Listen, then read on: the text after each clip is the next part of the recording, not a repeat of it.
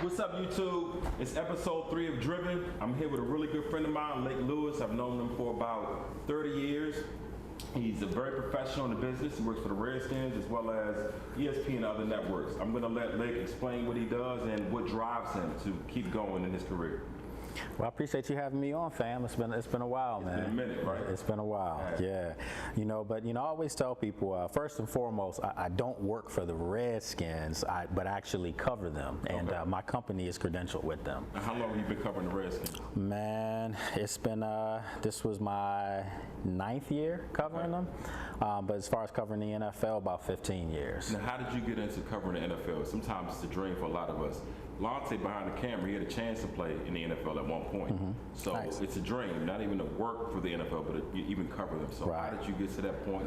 I mean, it goes back to college. When I was at Penn. Where did you go to school? At Penn State. Okay. Yeah, I went to Penn State and I went to Georgetown University. Okay. So but at Penn State. I didn't even know that. That's oh yeah. So I've tried to keep it here too. But no, when I was at Penn State, I was the student sports director, and I also was a play-by-play voice for the football team. Okay. And that was my start. Was it a lot of money? Is that? Was it an intern position? Oh, I was a student. There was no money. There was no money. It was all student. It was basically, intern and getting experience. But what that did was it opened the doors for me to get an opportunity to work at ESPN for an affiliate. And not to cut you off, but what I'm trying to get some of these younger guys, especially African Americans, to realize is that like a lot of times you keep looking for the back door to go into. Like, where's the back door? Where's the side door? My man went through here.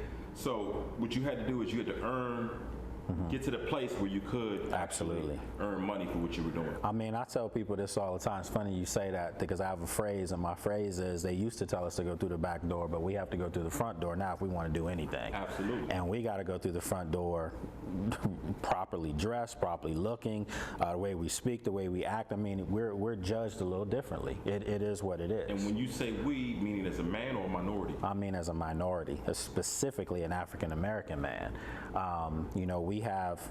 We have to prove ourselves a little differently, and it's not a cliche. And I know sometimes people get tired of hearing that. And I have white friends, I have Asian friends. I mean, that are good people, great people, and they don't see color. I will say that. Okay.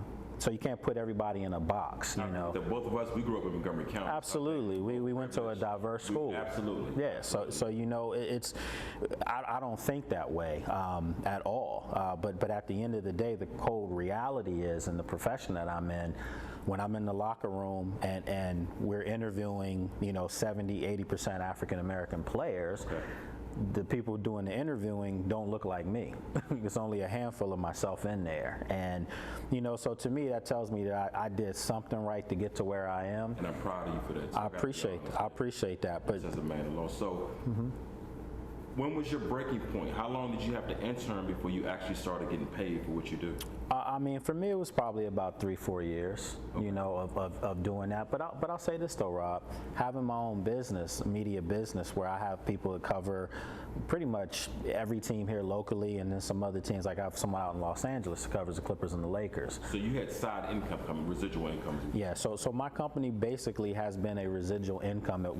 Literally for 15 years, it was the only income I was making. But I mean, it was enough to get me a house, car, stuff like that. But at this point now, I've ventured into so many other different things that I have like 3-4. And a little bit of everything. Yeah. Reminds me of Nipsey a lot. Yeah. So at what point did you decide that like it's not? This is what I want to do. Meaning that. At one point, did you get discouraged, like, man, I'm tired of being an intern? Am I ever going to be able to get to that level where I'm interviewing Redskins people? Did you have people in your life that deterred you from that as well? Oh, man, I mean, listen, I love my family dearly, but your family is the ones that tell you most of the things that you can't do. Absolutely. And it's not that they're telling you because they don't believe in you. It's just that they want you to kind of tailor down your dreams. And I can say this safely to anyone out there.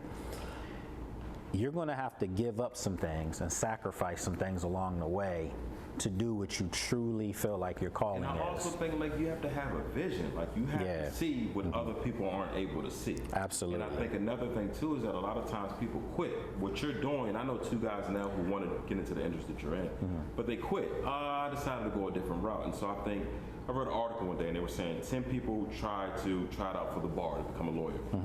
5 failed, the other 5 made it. The other 5 that failed, 2 of them say, you know what, I can do it. The other 3 is like, this isn't for me, and quit. Right. So I think it's able to overcome certain things and keep pushing. Oh, I've had so many people in this business, people that when I was coming up, they had been in the business 10, 15 years already, and they're out of the business. They were out of the business within 2-3 years after that. So you know, I have a lot of black media people telling me, you know, they look at me as an inspiration or whatever, and for me, I do as well, and I'm sure these guys behind the camera do. I mean, I appreciate that. You know, my thing is, I didn't have a mentor. Okay, neither did I. Right. I think this is the purpose of these videos, because I didn't have a black role model. Nah. I mean, everything for us. You know, I knew your family. You knew my family. Yeah, your mom. You know, both our moms aren't here now, so it's like those guiding. I'm representing my mom. All the time, man. All the time. I'm a representation. She's got the best seat in the house, man. And you can't. Lante's mom, like that was my girl too. I knew his mom since he was this high. So right, yeah. So you can't slip up because she's got the best seat in the house. But not even that. You're representing her is how I feel. Of course, too. Like, and how they raised you. Of my mother. How they raised you. So, and I'm not perfect. You know, I have my own personal things that I deal with. You know, family stuff here, things there. But let's talk about that. So sure. You're covering Redskins. I mean, you're covering the Redskins. I know you do some stuff for ABC as well. I don't know if you do things for ESPN or the NFL Network. I know your ultimate goal is to get to the NFL Network. Just sometimes the sacrifices and things like that, and things that you have to give up in your personal life, and in the personal life, you know, struggles that you have to deal with in everyday life. Yeah, absolutely. Oh, representation of our parents. So I just feel like when I'm here, I'm representing my mom, and I have to carry myself a certain way. So as far as for you, like you have a daughter now, so I'm sure that, and I have a daughter as well. So, and both of our daughters are girls. We have girls. So I actually feel like I'm representing her also. Yeah. You know, I try to treat her like how I want a guy to treat her. I open the door for her. I get her flowers on Valentine's. Even when they don't see it, though. Absolutely. You know, and there's times, like I said, you know things that I'm dealing with, and you know. And that's what I want to address in the country. So I'm watching you on television. You know, I follow you on IG. You're my man, and so a lot of times black people are like crabs in a barrel, pulling each other down. But when I see you, you inspire me to do better. So I see you on television. You're booming. But do you have issues that you're dealing with at home? Is everything perfect? Of course, man. Of course. Home, and it's like the fairy tale. Nah, I mean that's how I think it could be if I wanted it, you know, to really be like that, and I'm always aspiring to be like that. But even like with my daughter, you know, she's 13 now, you know, and she's at that age where dad didn't do this or dad doesn't know that. And my daughter feels the same way. She's 28, so I get that feeling. I understand. Yeah, and the thing is that, you know, the one thing I've always tried to have my daughter understand about her dad is that I'm not a quitter. I don't quit something I start. And I want my daughter to see me as a hard worker too. Yeah, I mean, I've been accused of only working, you know, literally. I mean, listen, I don't mind saying this, but, you know, I'm divorced like 5 years ago, and the word was all I did was work. But that's what I saw growing up. I saw my father working, coming home 2, 3 in the morning. You know, I was always told that a man works. And that doesn't mean a man has to make X amount of money, but the man has to work to try to make X amount of money. Well, provide. Absolutely. So what are your overall goals? Like, what do you want to accomplish? Like, I know you have a podcast. We talked briefly about that. Are you going to continue the podcast? I mean, Oh yeah. You want to eventually get to ESPN, and if what are your overall? Well, I was already on ESPN, and for 11 years. Okay. And you know, I actually did my daily show from the ESPN Boardwalk and Disney, and you know, so I had great experience with that. Yeah, so I had a great experience with that. That's actually what I'm doing now. I was doing that 20 years ago. Okay. And you know, the whole podcast thing now was something I was doing a long time ago. It's just that now everyone has access to it. So my show used to be called, name of my company, well, it's Lake Lewis LLC now. I had to do that, but the my two company is Convo. of course, right. But the two subsidiaries of that are Sports Journey Media and After Practice with Lake Lewis Podcast. They're both private entities too. Sports Journey was the name of my show on ESPN. It was Sports Journey with Lake Lewis. Okay. So when I left ESPN, at the advice of a good friend of mine, Keon Dooling, and I remember talking with Dwight Howard and guys, and they were like, you might want to do this for yourself. And I did. You know, Pete Rock, that's another good friend of mine. These are guys that are like, you you have an opportunity to do something different, man. You know, Pete, hey, man, you're supposed to be doing the music for my show now. So yeah, so I mean, with all that stuff said, I just, you know, I always tried to have a vision to do something different, man. Just do something different, be an original, but at the end of the day, never forget, you know, the opportunity that you didn't have when you were younger. So for younger people now, they reach out to me all the time, and I will always help.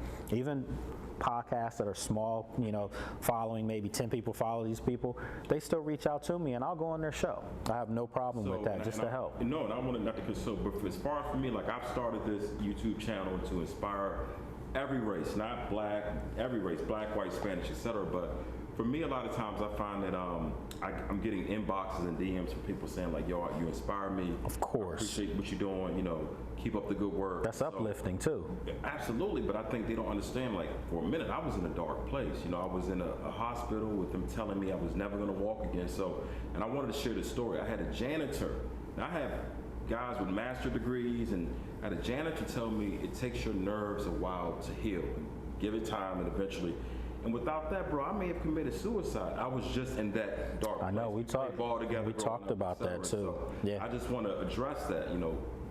Mental health is a serious issue. A lot of people don't want to talk about it. Especially now with COVID too. And then we also talked about this being real, we were doing now. Like, my niece, Jasmine Greenaway, you guys know her, everybody does, but she did a lot of reality shows. I watch dating shows, and so she was telling me those are actors, it's stage, and so it kind of turned me off. So this is something that is real, you can touch.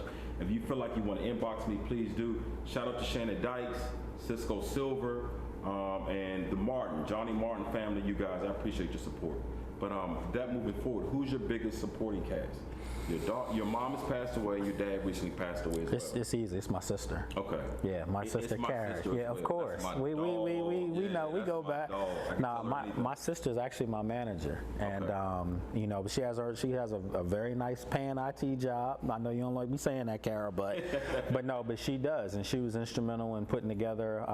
We had a nice deal last year where my show was marketed, and you know, they built a soundstage for me at Pentagon City. Oh, congratulations. Yes, I was doing. They had me on the billboard and all that. You know, my sister was at that boardroom meeting with me when we signed that paperwork. So, you know, you have to have somebody that believes in you, and she's the one person that, as big as I dream, she's always there to say you can do it. My sister's the exact same way. Yeah. And my sister also say, well, what do you need me to do in order for you to get to that? Absolutely, and I mean, and I can say this: my sister's financially helped me.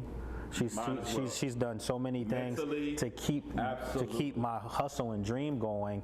So now, you know, I'm trying to be in a position where I can do for her and do the same thing, even though she won't take it. I know when I was going through the issues with my wife and our whole divorce stuff situation, which is murky. That's a whole nother man. episode. Who you telling? Who you telling? What you know is so, you know, she was there for me through everything. So knowing that I have her, she's the closest thing to my mom, which I'm sure you can absolutely. agree. They are mom almost. That's my queen. Yeah. Valentine's Day, she gets a gift, etc. Yep. So I'm not gonna hold you up all day. I know you're a busy guy. As far as the Redskin reporters, who are some of the guys? The RG3 situation I want to ask you about. That was my guy. Actually, ruptured my Achilles hooping with RG3. So RG3's a pretty good basketball player. Oh man, he's an athlete. So I'm not a Redskins fan, nor do I like the Redskins. Washington football team now. Well, I'm sorry. Washington football team, but Cowboys for life, believe that. So I watched the whole RG3 situation break down, and I thought he kicked himself in the foot. There was an interview one time where they asked him, I guess, if he was good or was he one of the top, and he sat there and said, I'm the best quarterback in the league. I mean, listen. Didn't mention his offensive line. It was all about me. No, I mean, I watched them play a game, the Washington team play a game at Washington. It was almost like the offensive lineman was saying, go ahead, knock it, hit and tackle him if you want to. Yeah, Robert was he's never lacked confidence, put it that way. But it's the difference between being confident and overconfident. Well, see, that was a problem, and that was a bystander to the organization at the time too. They gave him too much too soon. You mean Snyder? I don't know. You're more. Oh no, it was several people within the organization gave him too much too soon. Of course, Snyder's the owner, so he's going to everything's going to fall on him. But Bruce Allen, Mike Shanahan, I mean, there were a lot of factors. I can say this. this might be the first time I've ever said this publicly, but I remember being in places. Robert Conway driven, first time ever. but I remember being in places with Robert and other players. We lived in the same neighborhood, right? And there would be security for Robert. Yeah. Because he did not want that. He wanted to be normal. Why were they giving him security though? Because the team wanted to know his every move because he was their cash cow. I thought the downfall, I saw an interview on First Take, and I think they had Shanahan on there. Shanahan was saying that the biggest issue was Robert's father. Shanahan was saying that, and then he kept going over him to the owner. So Shanahan was saying that he wanted to make him more of a pocket quarterback. Sure. Because he thought that he was taking too many hits and injuries because I knew he couldn't slide. And then I watched him come back, and when you got the first 2 years, I wanted RG3, I got to be honest. But then I watched him come back, and his equilibrium was kind of messed up. Well, because when he had that knee injury, it changed a lot in his game. And then, of course, there was the factor of make him stand in the pocket and beat you that way. That wasn't his strength. But I'll say this to everyone who says that they should have changed him into a pocket quarterback. Are the Ravens trying to change Lamar Jackson to a pocket quarterback? That's a whole nother story. No, it's not. It's not. But Lamar Jackson isn't, I say this in front of, I don't think he's that guy yet. Until he can throw the ball better, I think he's a great runner, but not a great passer. He's a difference maker still on the field. He was an MVP last year. That guy is so dynamic that you can't make him one thing because he can do so many different things. Now, he does need to improve his presence in the pocket, but the last time I looked, the Ravens didn't have a bunch of, first flight wide receivers. I mean, just call it like it is. You get him some more talent around him, then you can start to develop him a little bit more within the pocket. It reminds me of Michael Vick, and I've been saying for years Michael Vick is explosive. Michael Vick can throw the deep ball. Okay. If you're asking him to throw but I'll give you. Never thought he could do it. But I'll give you this, and this should hit home to you. A quarterback that came in the league where people weren't sure if he could be a pocket guy because he was so versatile and do things. Dak Prescott. But look at the talent around him, though. He's got receivers, so therefore you can see how dynamic he can be. But Lamar doesn't have that in Baltimore. But I watched Dak improve, and so before Dak got hurt, that tremendous injury, Dak was getting better. So Dak comes out of line now. We put Andy Dalton in there. I didn't realize how important Dak Prescott was. Finally, somebody with some sense sees it. But again, Dak Prescott has Amari Cooper, CeeDee Lamb, absolutely, Galloway. Gallup. They have a plethora of talent at the position, and you got Zeke Elliott as well. And Zeke, to me, took us. I can tell he's been hit a couple of. And I hate to say this, but a lot of times. It's your line. Your offensive line not the same. When Zeke came in the league, you won $100 million. No, but well, maybe that and you got to pay your quarterback about $3. So I watch our backup come in there and do just as well as Zeke did. So is it the offensive line or did Zeke miss it? No. It's what it is, and I'll say this: football, basketball, baseball, all different sports, but the one common denominator between baseball and basketball. You can get paid and keep getting paid every 4 years and not wear and tear on your body. Of course. Football, if I'm a running back and I hold out and I hold out and I hold out and I finally get that one big mega contract, the life cycle of an NFL player is technically like 4 years. Okay. For a running back, it's like 2 years. Okay. But for a high-end running back, it's like 8-9 years. Zeke has been in the league how many years now? But I see it, and I'm a diehard Cardinals, but his first year, if there was a hole, he'd take it 60 yards.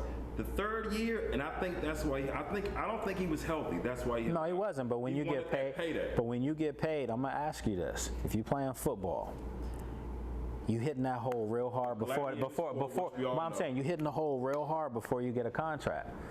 You get that contract. Are you hitting that hole the same way? No, you're not. But hear me out. But that's for him. But for me, I have the Kobe Bryant mentality, and all of my buddies know this. I've been on Kobe. Two different sports, though. But two different sports. But it's the mentality of Kobe.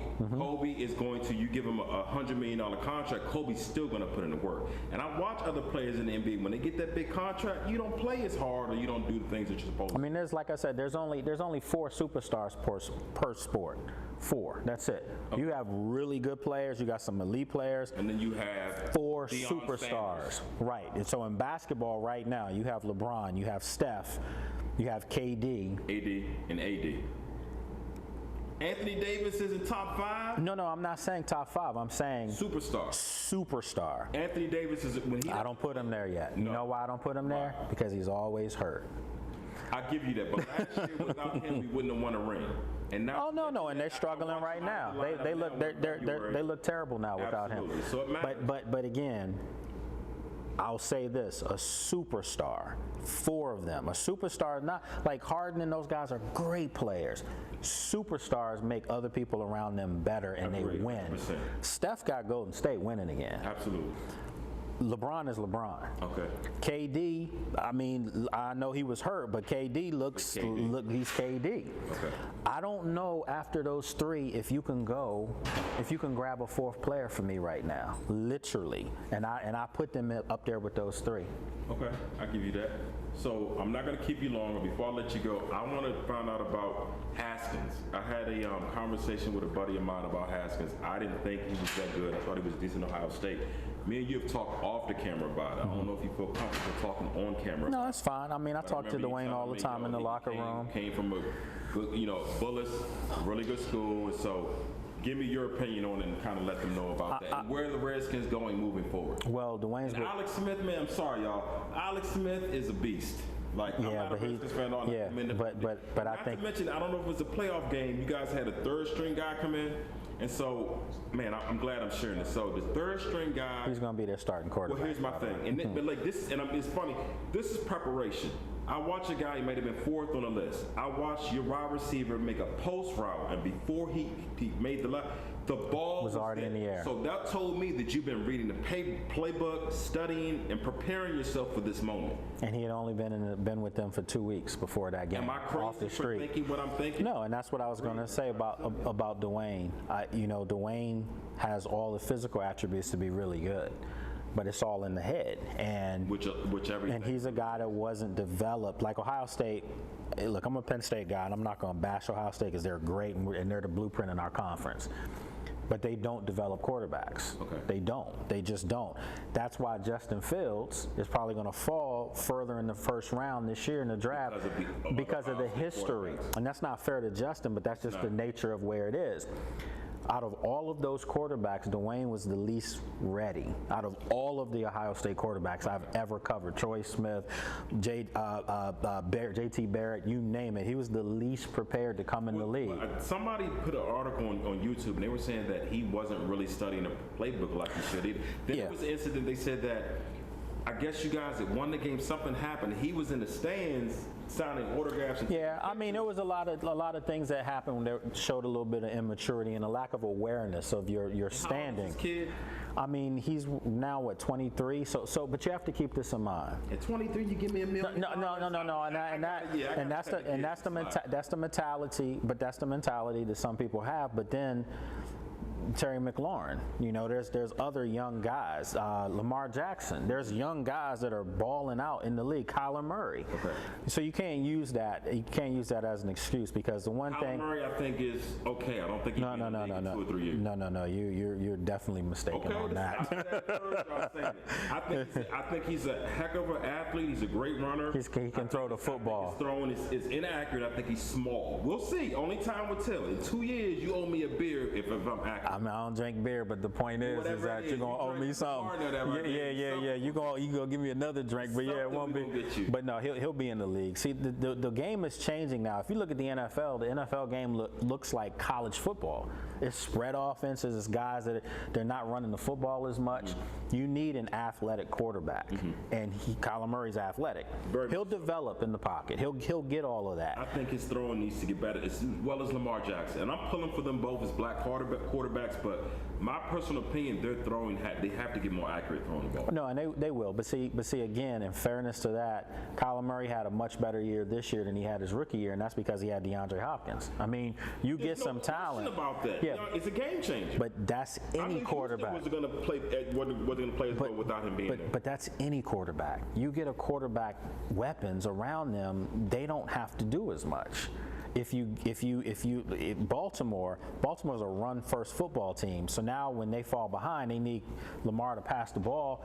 I mean, Hollywood Brown, no offense to him because I like his game, but he's a north-south, go-deep type player. Right. He's not a possession guy. They don't have that, and they need that. Okay. They get themselves a guy that can eat underneath and intermediate routes. You're going to see Lamar Jackson's game open up, because one thing I'm going to tell you about Lamar Jackson, and I saw this when I was in Indianapolis a couple years ago covering him at the Combine, that guy doesn't want to be good. He wants to be great. He wants to be the best. Okay. That's all I need right there. And I don't think he's big enough to be the best.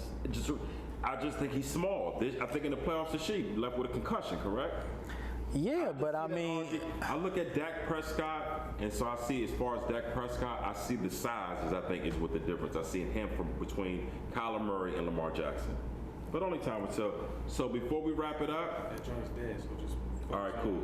Before we wrap it up, I just want to know about what are your goals and what's the future of the Redskins? Are you happy with the future you guys are going into? And are you a Redskins fan?